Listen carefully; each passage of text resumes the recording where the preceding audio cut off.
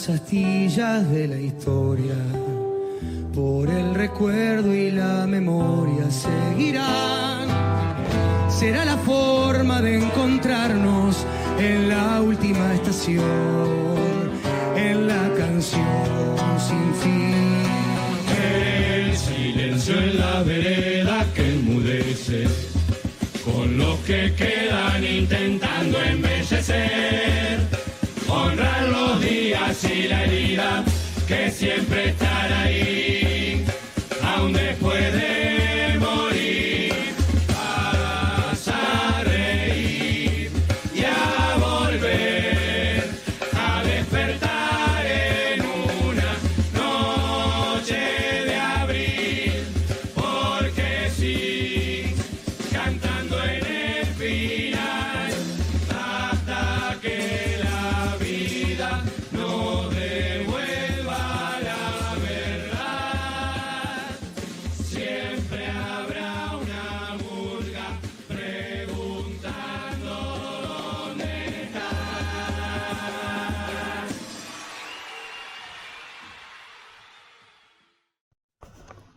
Buenos días, buenas tardes, buenas noches, según el momento y el lugar que nos están escuchando. Hoy vamos a continuar haciendo Camino al Andar, un micro de salud mental, derechos humanos. Mi nombre es Sebastián Vera, estoy en la Secretaría de Derechos Humanos y Género de la Facultad de Psicología de la UNR, y en esta ocasión vamos a tener el enorme gusto de compartir este trayecto con Juan Nobile. Juan Nobile es músico, es antropólogo, es integrante del equipo argentino de antropología forense que viene incansablemente trabajando para encontrar restos, huesos, asociar identidades con restos, restos con identidades, como nos decía un poco el año pasado en la conversación que tuvimos en el encuentro de Derechos Humanos de la Facultad de Psicología. Tuvimos una conversación muy interesante. Que recuerdo algo que el panel en ese momento de la conversación se tituló ¿Será justicia? Entre cómo miran tus ojos y los abrazos pendientes. Me acuerdo que se compartió la charla, la conversa con una docente de la facultad, con Soledad Nívoli, que montó una muestra fotográfica junto con Gustavo Dazzoro a partir de una foto que encontraron de un viaje de estudio de su papá en el año 65. Bueno, y ahí se armó una conversación, porque también esto de los abrazos pendientes hace referencia a una canción, una letra muy, muy fuerte, con mucha sensibilidad que escribió Juan a partir de su trabajo en el equipo de antropología. Entonces, Juan, hecha esta breve presentación, mi pregunta, como para iniciar la conversa, era un poco cuáles son los desafíos, qué trabajos vienen realizando en relación a derechos humanos, en relación al equipo de antropología forense, y qué claves te parecen que pueden ser importantes para hacer una lectura del presente de los 50 años del golpe. Bien, bueno, el equipo básicamente es una organización sin fines de lucro que se creó precisamente en 1984, ¿no? Y a solicitud de los familiares de personas desaparecidas. El objetivo era tener una organización que, mediante métodos científicos, pudiera, a partir de los restos esqueletales, identificar, y con todo lo que la palabra identificar significa, en un contexto de una altísima cantidad de desapariciones, producto del terrorismo de Estado desarrollado durante la última dictadura empresarial militar, ¿no? Entonces, bueno, todo ese colectivo de familiares de personas desaparecidas trataba de buscar en distintos ámbitos científicos la posibilidad, ¿no es cierto?, de identificar a partir de los restos óseos, fundamentalmente por dos motivos, ¿no? El primero era tener una certeza, una verdad de lo que había sucedido con sus familiares, y por otro lado, en caso de certificarse la hipótesis de que estaban fallecidos, darle las inhumaciones correspondientes. Que entonces acá era como que se vinculaban dos cuestiones, ¿no? Primero lo científico y el hecho de trabajar para la justicia en la búsqueda de restos de personas desaparecidas, y lo humanitario, ¿no? Lo humanitario como un elemento también central en tratar de devolver esos restos, y que eso signifique la posibilidad de elaborar duelos, de tener un lugar, ¿no es cierto?, donde llorarlos, donde rendirle honores, como una parte esencial de nuestra cultura. Nuestra cultura y lo humano significa, y si por algo en la evolución nos hemos caracterizado por humanos, obviamente por todos los rituales de muerte que hemos desarrollado, ¿no? Entonces, bueno, es algo muy profundo en todas las familias. Entonces, bueno, nuestro equipo surgió con ese objetivo, fundamentalmente, ¿no? A partir de ahí dispusimos de metodologías y técnicas de la antropología para dar respuesta, ¿no?, en las excavaciones, las búsquedas, las identificaciones, pero fundamentalmente lo que tuvimos que hacer es desandar las estrategias que utilizó la dictadura empresario-militar para desaparecer cuerpos, ¿no? Entonces, bueno, ahí lo que fundamentalmente estuvimos viendo, que las estrategias que utilizó fueron estrategias muy terribles, ¿no? En el sentido de que básicamente esto de simular enfrentamientos, inhumar cuerpos como NN en los cementerios, los vuelos de la muerte, las inhumaciones en los mismos centros clandestinos de detención, fueron las estrategias que utilizaron el terrorismo de Estado para desaparecer esos cuerpos, ¿no? De ahí, bueno, nuestras búsquedas, tanto en tumbas NN de cementerios, en centros clandestinos de detención, empezaron a dar resultados, identificaciones, restituciones, que eran acompañadas de todo un informe científico que era incontrastable, ¿no? Entonces, a partir de ahí empezamos a generar una metodología, un trabajo muy minucioso, que empezaba a dar respuestas a una gran cantidad de familiares, ¿no?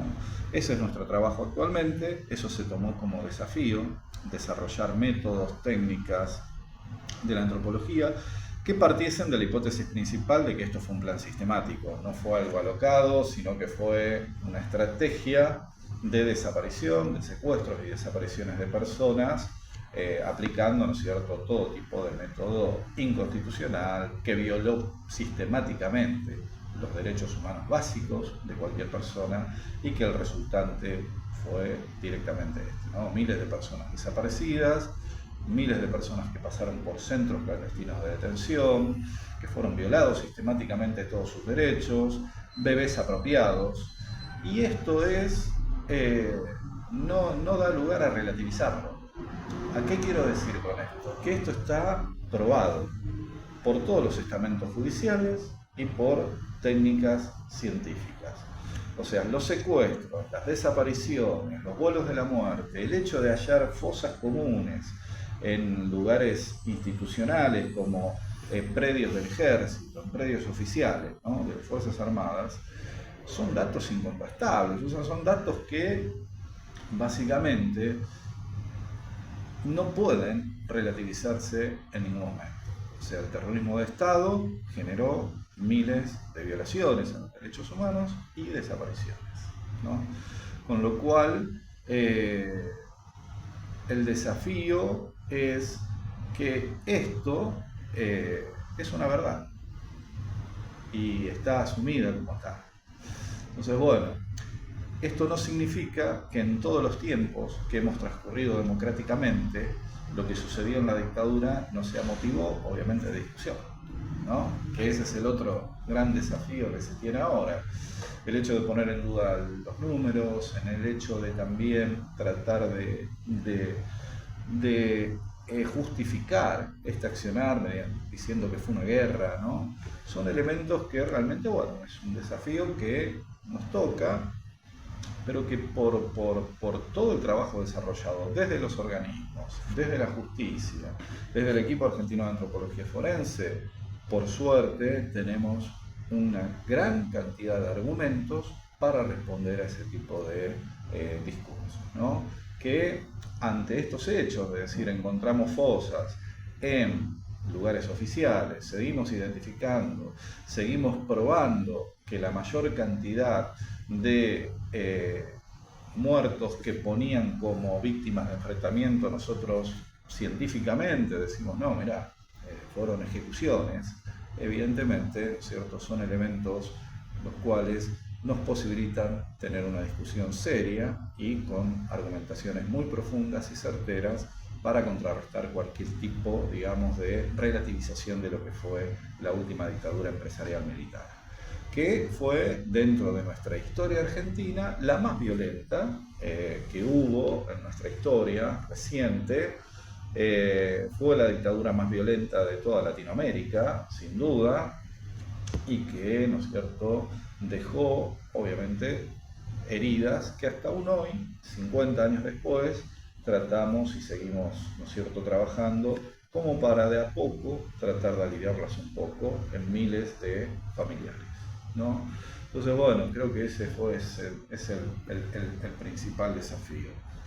Desde la recuperación de la democracia en 1984, nosotros pasamos por distintos periodos políticos en los cuales, bueno, hubo distintos tipos de estrategias, desde teoría de los dos demonios, ¿no?, hasta directamente indultar a los responsables de delitos de lesa humanidad, también la década del 90 fue una década en la cual incluso se presentaban elecciones, muchos dictadores, represores y condenados por delitos de lesa humanidad ganaban a veces elecciones, ¿no es cierto? Con lo cual, bueno, hemos pasado por distintos tipos de periodos, sin duda un periodo que contribuyó mucho a, digamos, generalizar todo lo que son los movimientos de derechos humanos y a poner nuevamente en discusión. Fue el periodo desde las derogaciones de las leyes de obediencia a vida, punto final, periodo 2003-2004, fueron periodos, digamos, en los cuales se generó una gran cantidad de investigaciones, Secretaría de Derechos Humanos, todas estas temáticas estaban en las currículas escolares, había una discusión generalizada y un aprendizaje también muy fuerte en todas las instituciones, con lo cual uno ya parecía que estos temas no se iban a volver a relativizar o discutir más, ¿no? Hoy nuevamente nos toca este desafío, se vuelven a discutir, se vuelve a relativizar, se vuelve a minimizar lo que fue esta dictadura empresarial militar, que fue realmente de las más violentas, y que la dimensión de las violaciones a derechos humanos, secuestrar, torturar, ejecutar, desaparecer, apropiarse de bebés, sin duda la colocan en lugares de lo más atroz y violento que nos pasó a los argentinos en prácticamente toda nuestra historia, ¿no? Entonces eso creo que amerita tener reflexiones permanentemente, muy fuertes de parte de todo el colectivo y de parte de todos los ciudadanos de la República Argentina. No fue algo mínimo que haya que minimizar o relativizar, fue algo realmente extremadamente violento. Entonces, con esto, ¿qué quiero decir? No se trata de discutir o ponerlo en términos exclusivamente de políticas partidarias o de cuestiones de simpatías o antipatías por determinado tipo de movimiento, ¿no? De la década del 70. Se trata concretamente de exponer que todas estas violaciones sistemáticas a derechos humanos fueron juzgadas, corroboradas, que hay miles de pruebas sobre lo que pasó en este periodo y que, bueno, eso es indiscutible y no se relativiza. Bien. Por eso es fundamental siempre traerlo a colación en nuestras discusiones, porque ahí estaría el significado de nunca más dictadura, nunca más violaciones sistemáticas a los derechos humanos, y que las condenas sean precisamente la forma que tenemos las sociedades organizadas de buscar justicia a todas las víctimas, ¿no? Y por otro lado también que hay que continuar buscando los cuerpos de las miles de personas desaparecidas que faltan, de víctimas del terrorismo de Estado, para poder restituírselas a sus familiares y posibilitarle, ¿no es cierto?, la posibilidad del duelo, un poco de paz, tranquilidad. Sí, es impresionante esa búsqueda, sí, realmente, más en momentos, ¿no?, de desmantelamiento, de financiamiento, seguir luchando, seguir buscando, encontrar los restos de los cuerpos, como ocurrió recientemente Sí. en el centro clandestino de La Perla, ¿no? Sí. Porque realmente esto posibilita, es un trabajo reparador impresionante. Esto que vos decís, Bueno, poder vivir un poco más en paz, pudiendo hacer un duelo, sí. poder llorar con un cuerpo, con No, restos, obviamente, realmente cuando hacía referencia- es muy vital para nuestra cultura, digamos. Es Muy esencial vital. para nuestra cultura. Cuando hablabas de abrazos pendientes, yo no la tomo como una canción propia, la tomo como fui tomando retazos de todas las entrevistas que hacemos a los familiares.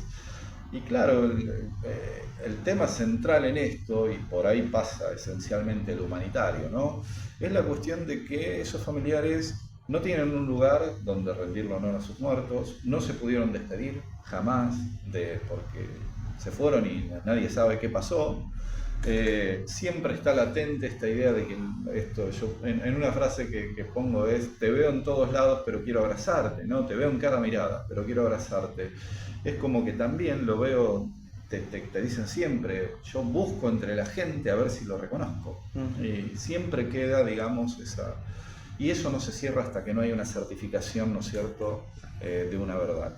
Y cuando identificamos y restituimos los cuerpos, también esa actitud corporal de que el familiar se abraza a esos restos, ¿no? Y con eso es como y lo que nos expresa es un alivio. Bueno, ya está, puedo cerrar esta historia, sé dónde está, sé el lugar que tiene que ocupar a partir de ahora, y eso es reparador. Sí, muy vital poder hacer Creo eso. que es vital para todos. Entonces, bueno, de eso por se eso, trata. desde nuestra perspectiva, podríamos decir que el trabajo inmenso que hacen es promotor de salud mental, en ese sentido. Creo, y es posible por lo que nos expresan los familiares, que sí, ¿no? Y después, en cuanto a los tiempos, ya te digo, hemos pasado por todas las coyunturas, desde la recuperación de la democracia hasta la actualidad, y seguimos trabajando. Bien, entonces obviamente hay periodos donde tenés viento mucho más favorable, ¿no? Como hemos tenido, evidentemente, el periodo 2003-2015 fue un periodo realmente muy favorable, todo lo que tiene que ver con perspectivas, reivindicación, financiamiento para todo lo que sea investigación sobre derechos humanos. Y después, obviamente, todo eso hay coyunturas que lo relativizan, que pretenden refundar determinado tipo de discursos, pero eso es básicamente parte de todos los ejercicios de memorias colectivas. Nunca tenemos ganado un espacio, digamos, o un lugar en la memoria para relajarnos y decir, bueno, esto... No, evidentemente siempre hay que salir a disputar esos espacios, porque fundamentalmente también muchos de estos ideales que tenía la última dictadura empresarial militar, en determinadas coyunturas vuelven a tener una profundidad realmente que destacan, si se quiere, lo que se trató de implementar en esa dictadura empresarial militar, ¿no? Totalmente, Juan, y sobre eso te quería preguntar, ¿no? Porque mencionaste varias veces desde la recuperación de la democracia, varias décadas después, se hizo mucho hincapié en la dictadura cívico-militar. Sí. Y vos, en esta conversación, y entiendo que a partir del trabajo que venís haciendo con el equipo y demás, hace un desplazamiento, ¿no? Una dictadura empresarial, militar. Porque ahí me parece importante este desplazamiento que haces, justamente porque nos da pistas para poder leer qué implicó esa dictadura y también pensarlo desde el presente, ¿no? En este sentido del modelo económico empresarial que se Sí, esa instaló. lectura, claro, utilizar empresarial militar, bueno, integra lo cívico, ¿no? Sí. Pero poniendo énfasis. Claro, en lo empresarial, básicamente, por todo lo que son las producciones científicas de la historia reciente, ¿no? De la Escuela de Historia, investigadores en historia, también por colegas de historia que hablan en esos términos, empresarial, militar, básicamente porque el financiamiento y el fogonear golpes de Estado en toda Sudamérica fueron las grandes empresas las que fogonearon los golpes de Estado de Chile, de Argentina, de Bolivia, de Paraguay, de Uruguay, ¿no? Con lo cual eso está de alguna manera corroborado, porque determinados gobiernos que les hacían no perder, sino disminuir determinado tipo de regalías o ganancias que tenían empresas, como en Chile, por ejemplo, las empresas mineras, en Argentina también determinado tipo de laboratorios, ¿no? y empresas que buscaban de alguna manera tener mayores ganancias a costa de explotaciones de trabajadores. Bueno, evidentemente había gobiernos que les hacían perder un poco esas ganancias y que no estaban dispuestas a perder esas ganancias, y por eso financiaron todo lo que tiene que ver con estas dictaduras. Las apoyaron, las fogonearon, le dieron un colchón, si se quiere, propagandístico también a estas dictaduras. En muchos medios de producción de sentido incentivaban, ¿no?, el tema de las dictaduras. Y incluso también en algunas empresas sus gerentes estaban, de alguna manera, dispusieron que parte de su empresa podían funcionar como centros clandestinos de detención, ¿no? Con lo cual, por eso pongo la palabra empresarial militar, porque fueron los dos ejes, digamos, muy fuertes de constitución de estas dictaduras, no solo en Argentina, sino en toda Latinoamérica. Pero evidentemente, por todas las producciones históricas y de documentación histórica que hay, que respalda esto que estoy afirmando, evidentemente sí, fueron las empresas las que más dinero pusieron y más incentivaron a que militares compatibles ideológicamente con los objetivos de estas empresas hicieran este tipo de trabajo, ¿no? Y acá sí hay una vinculación también muy que nos vincula a discutir este presente. Como país latinoamericano y como país en el mundo, hemos sido ejemplo, somos ejemplo por el hecho de poder juzgar a los responsables de todo lo que tiene que ver con los delitos de lesa humanidad. En ese sentido, España, Uruguay, Chile y los organismos de esos lugares nos miran como diciendo, bueno, qué suerte que tienen ustedes que los pueden juzgar, los pueden condenar, pero también tenemos que ser conscientes de que se juzgó, digamos, a los responsables militares de lo que es básicamente el secuestro, la tortura, la desaparición, ¿no? Ahora, nunca profundizamos. No la pata que financió. Claro, nunca profundizamos en el tema de los juicios a los empresarios que incentivaron, fogonearon golpes de Estado y que dispusieron de recursos. Y bueno, y en eso de alguna manera también estamos un poco, si se quiere, si bien hemos tenido un desarrollo mayor al resto de países que sufrieron en dictaduras, evidentemente esa es una pata que nos falta. Analizar, profundizar, ¿no? Porque muchas de esos herederos de todas esas empresas son los que también hoy tienen un poder importante totalmente en nuestro país, ¿no? Entonces, bueno, creo que es una pata o una parte de lo que nos falta no estudiar, porque se está estudiando muchísimo. Hay libros, un compañero que estimo mucho, Alejandro Jasinski, ¿no?, que escribió un libro, La responsabilidad empresarial en la dictadura, ¿no? Entonces, bueno, y donde da detalles de cientos de documentos de incentivación, financiamiento y de disposición, no solo de sus empresas, hasta propiedades privadas eran puestas a disposición para que funcionasen como centros clandestinos de detención, ¿no? Un caso en Rosario lo tenemos acá en La Calamita, ¿no? Propiedad privada que se pone a disposición del segundo cuerpo de ejército para que funcione como centro clandestino, casas incluso de propios militares, ¿no? Entonces hay toda una relación que bueno, que hay que también es una pata que nos falta poner a disposición de la justicia. Pero bueno, eso.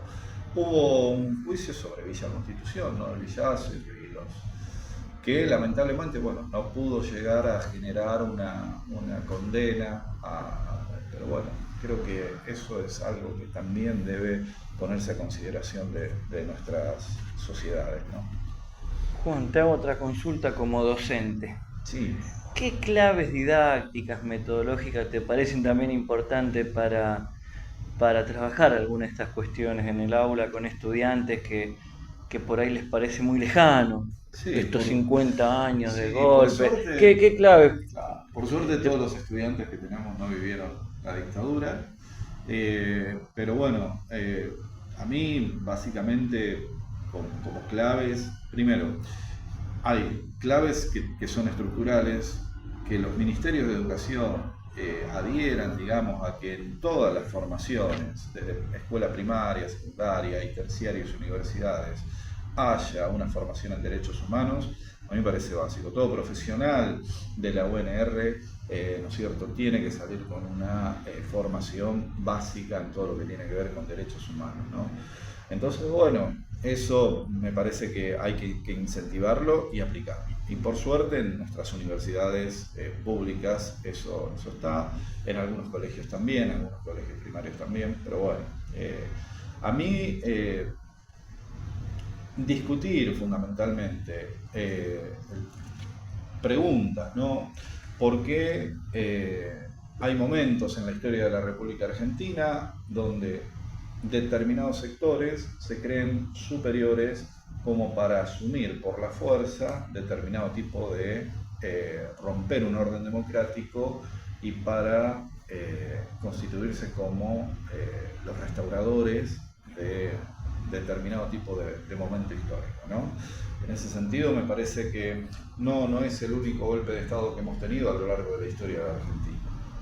Segundo, entonces, bueno, eso es una clave como para tratar de trabajar, porque como considero hay Hugo Trincheros, un investigador antropólogo, ¿no?, de la Universidad de Luján, que plantea la hipótesis de que la constitución del Estado-Nación argentino, ¿no?, en 1854, se hace una constitución de un Estado-Nación que tiene intrínsecamente una propuesta genocida y una propuesta racista, ¿no? Y eso, a lo largo de nuestra historia argentina, hay que dimensionarlo en una profundidad histórica que no tome exclusivamente el periodo 76-83, sino que hay que, o sea, ¿qué es lo que pasó a lo largo de la historia argentina? Que ese es otro punto que también estamos abordando, incluso como delito de lesa humanidad, ¿no?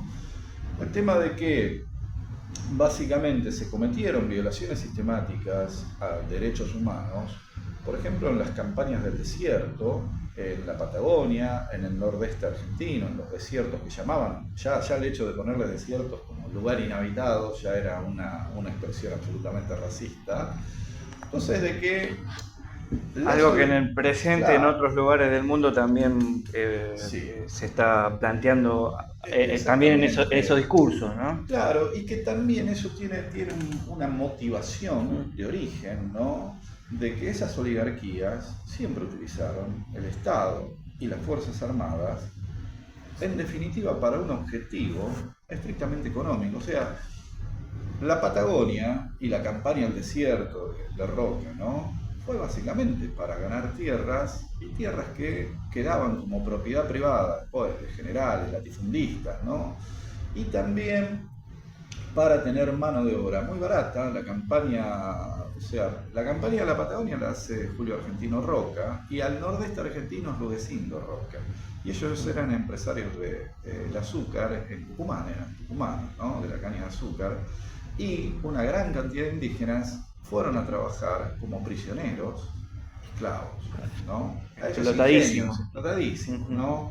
Y de alguna manera después también eso significó que los pueblos originarios se reconvirtiesen de alguna manera en proletariados, en el sentido de que lo único que tenían para vender era su fuerza de trabajo, su mano de obra, y eran sobreexplotados por estos grandes empresarios, ¿no? Y en el nordeste argentino tenemos todo lo que tiene que ver con la forestal, lo que tiene que ver con una masacre como la de Anapalpí, por ejemplo, ¿no?, que se utilizaron métodos de sobreexplotación de un grupo sobre otro bajo parámetros también que, en el año 2021 los tribunales federales consideraron que Anapalpí fue un delito de lesa humanidad, una masacre, ¿no?, sobre pueblos originarios, ¿no?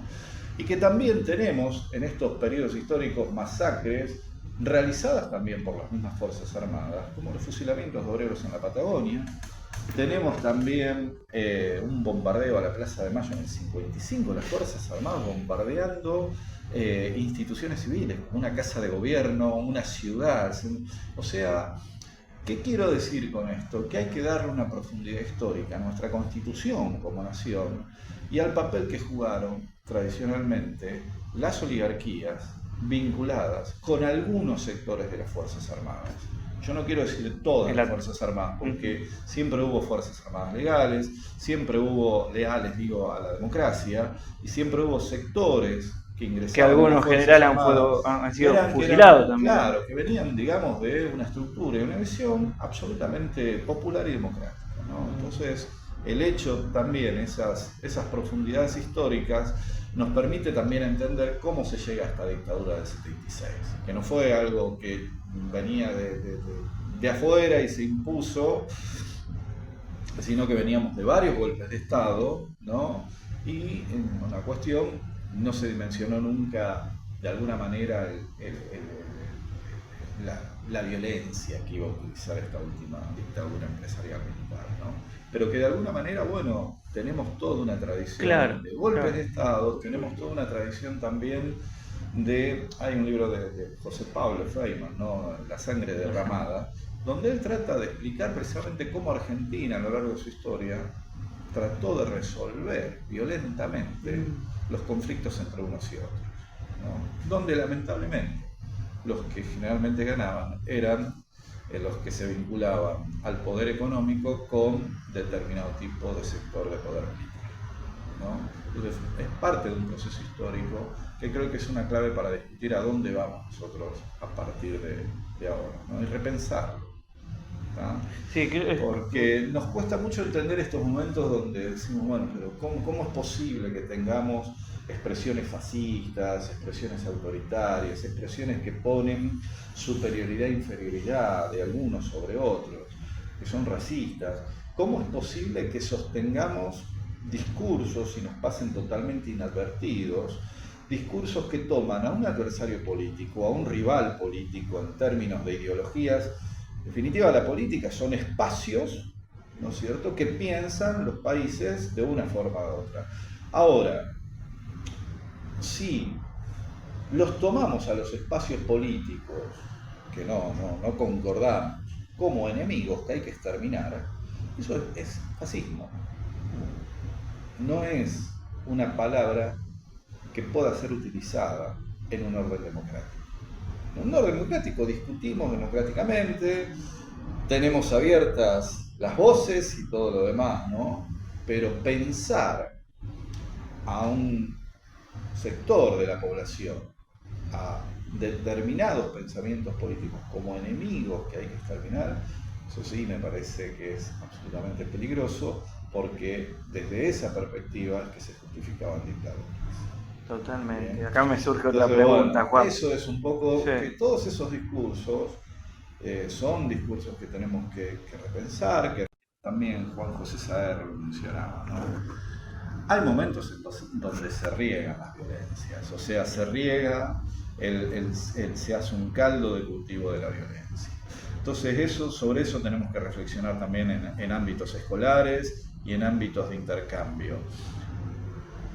Verbalmente no podemos ser violentos tampoco. Tenemos que trabajar todo eso, ¿no? Ya te digo, utilizar palabras de enemigos para rivalidades políticas o proyectos de país distintos me parece que es violento, es extremadamente violento. Calificar a grupos que buscan, ¿cierto?, encontrar respuestas a una violación sistemática de derechos humanos, tildarlos de energúmenos, de ladrones, etcétera, etcétera, también me parece que es acceder o fertilizar un terreno de violencia, ¿no? Que no comparto, pero que me parece que para desandarla tenemos que trabajarlo en los ámbitos donde hay que trabajar, que es en la escuela, en la familia, en poder darnos la posibilidad de discutir, de charlar. Bien. Y que en el ámbito familiar también lo veo en términos de que para mí las discusiones hay que darlas. Y a veces nos callamos porque decimos, no quiero generar quilombo, no quiero generar conflicto, y nos pasa a veces en nuestro cotidiano. Pero creo que las discusiones Hay que darlas. Hay que darlas. Y desde todas las argumentaciones posibles. Y sin agredir, sin insultar. O sea, ¿qué quiero decir con esto? No estoy tomando a quienes gobiernan ahora o determinados tipos de discursos como enemigos, sino que considero que obviamente tenemos que discutir. Y hay cuestiones que tienen que ser, si se quiere, que tienen que ser base para la construcción de nuestro presente y nuestro futuro. De que hubo violaciones de los derechos humanos en la última dictadura empresario-militar, hubo todo tipo de violación sistemática a los derechos humanos. Hubo secuestros, torturas, desapariciones y apropiaciones de bebés. ¿Bien? Eso fue juzgado con todas las garantías constitucionales. No podemos volver a discutir eso. Podemos. Tampoco podemos relativizar los números, ponerlos como algo, bueno, no fueron tantos, pues no. Esas cuestiones ya no deben discutirse. Ya de alguna manera eso está centrado, está probado. Está probado, hay pruebas, sí. Hay evidencia. Miles de evidencias. Entonces, bueno, después discutir, obviamente, sobre qué país queremos y militar, si se quiere, en los espacios que nosotros creamos más convenientes para forjar el futuro que queremos, ¿no? Otra de las cosas también que nos representa la democracia y que también hay que trabajar permanentemente en los ámbitos escolares, considero que es el tema de que la gran potencialidad de la democracia es que no podés culpar a los otros de lo que está pasando, sino que la responsabilidad es de cada uno de los ciudadanos. Tenemos responsabilidades en todo lo que pasa y eso es la gran ventaja que tiene la democracia, ¿no? Entonces, bueno, hacer un culto también de eso, responsabilizarnos de lo que nos está pasando. ¿Bien? Como espacio Implicarnos, obviamente. O sea, yo creo que la coyuntura que estamos viendo ahora es responsabilidad de todos. No es que vinieron de otro planeta esta gente. No, responsabilidad absolutamente de todos.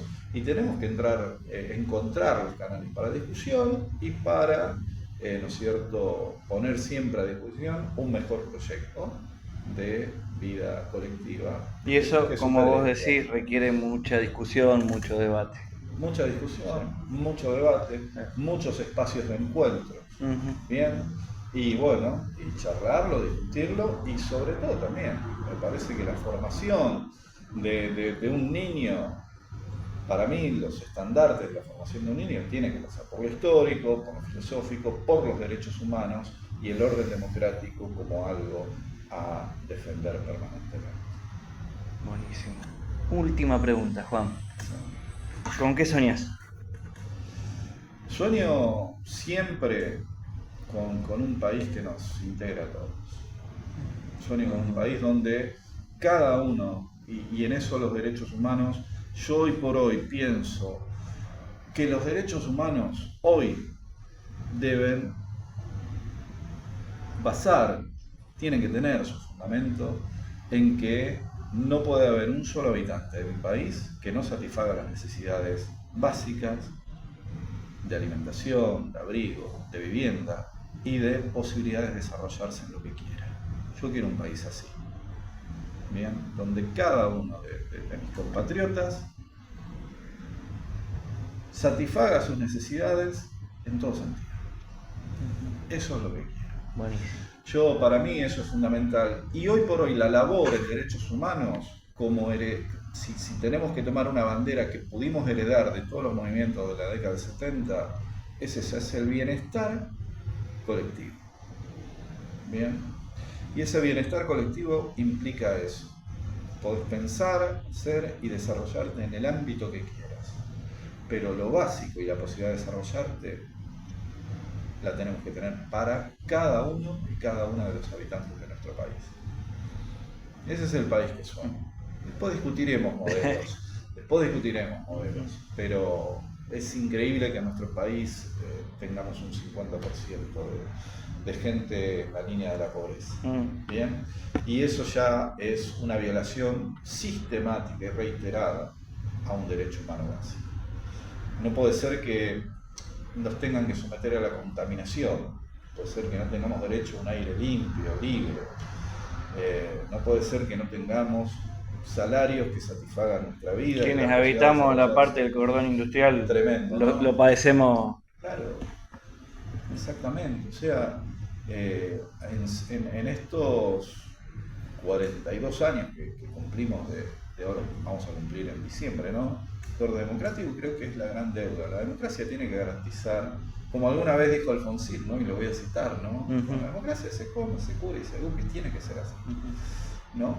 Y eso tiene que ser así. Y si no lo logramos, tenemos todavía una deuda enorme con nuestro pueblo, ¿no? Y cada uno de los espacios políticos que ha gobernado sigue teniendo, ¿no es cierto?, esa deuda enorme con nuestro pueblo. Yo quiero gente feliz, que pueda desarrollarse, ¿no? Y eso implica acceder a lo básico y a un sistema educativo que te permita, ¿no es cierto?, desarrollar tu vida con todo lo que implica eso hoy en un ser humano. Estudiar, recrearte, viajar, no sé, darle las prioridades que vos quieras, pero tenés que tener acceso a todo eso. Bueno, muchísimas gracias, Juan. No, por favor, Seba, gracias a ustedes.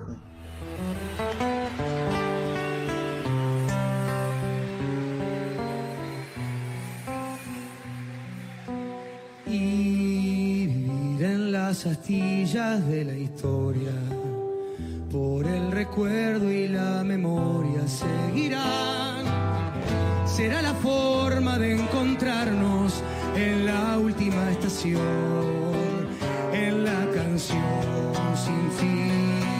El silencio en la vereda que enmudece, con los que quedan intentando embellecer, honrar los días y la herida que siempre estará ahí, aún después